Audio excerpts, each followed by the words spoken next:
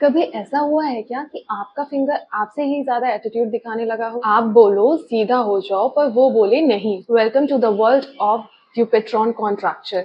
इसमें जो आपका फिंगर है वो सीधा नहीं होता, वो इंट्रोवर्ट मोड में चला जाता है। इमेजिन करो आपके पाम के अंदर एक बेडशीट जो है वो एकदम टाइटली टक की गई है। नॉर्मल टाइम में तो वो स्मूथ होती है, लेकिन जैसे जैसे ड्यूपिट्रॉन होने लगता है वैसे वैसे ये बेडशीट सिकुड़ने लगती है और टाइट होने लगती है, और जैसे ही वो श्रिंक होती है फिंगर को खींच लेती है अंदर की ओर। बस तब आपका फिंगर बोलता है कि मैं फ्लेक्स नहीं करूंगा। पाम के अंदर एक सॉफ्ट लेयर होती है जिसे कहते हैं पाल्मर एपोन्यूरोसिस। नॉर्मली ये सॉफ्ट और फ्लेक्सिबल होती है, पर इस कंडीशन में नॉर्मली टिश्यू मोटा हो जाता है, फिर टाइट हो जाता है एंड देन कॉन्ट्रैक्ट हो जाता है, और रिजल्ट में सबसे पहले आपका रिंग फिंगर बेचारा फंस जाता है।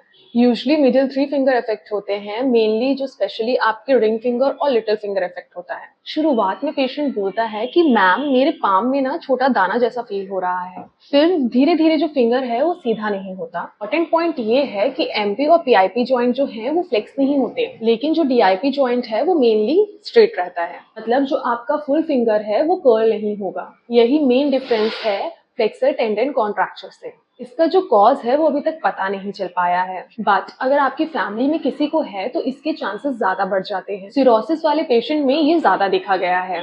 एपिलेप्सी पेशेंट जो कुछ मेडिसिन लेते हैं उनमें भी चांसेस थोड़ा हाई रहता है, और कभी कभी आपके फुट में भी सिमिलर जो थिकनिंग है वो हो सकती है, और मेल की पेनाइल फेशिया थिक हो सकती है।